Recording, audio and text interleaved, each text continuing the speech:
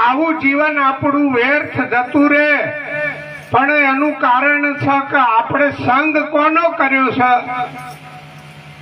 આપણે સંગ કરવામાં જ ભૂલા પડ્યા છીએ. શાળવાનો સંગ કર્યો,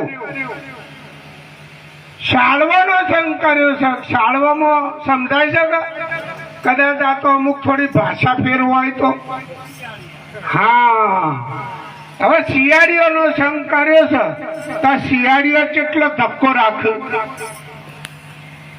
ખાલી બિલાડું આવે, કૂતરું આવે ને તો એ ભાગી જાય. હવે આ ભાગતો હોય આપણને શું બચાવી શકે? અને આપણે એવો ને સંગ કર્યો છે. પણ સાહેબ સંગ કરો સિંહનો. આવા સમર્થ સિંહ મળ્યા ભાઈ રતુરામ બાપુ જેવા. અને જો હજુ આપણે ડરતા ફરીએ તો પછી ભૂલ કોની છે? આપણી પોતાની ભૂલ છે.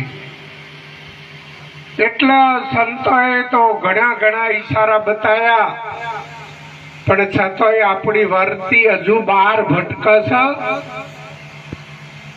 ત્યાં સુધી ઠેકાણું પડતું નથી.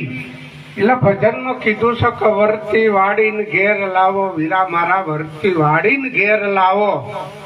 જો સુધી વર્તી ઘેર નહીં આવે ને ત્યાં સુધી આ વસ્તુ સમજાય એવી નથી.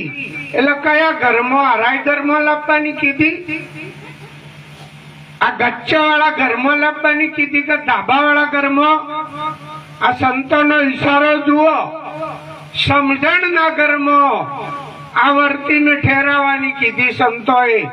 અને જો સુધી સાહેબ સમજણના ઘરમાં આ વર્તી વળી નહીં આવે ને ત્યાં સુધી આપણે ભટકવા પણ બંધ થશે નહીં.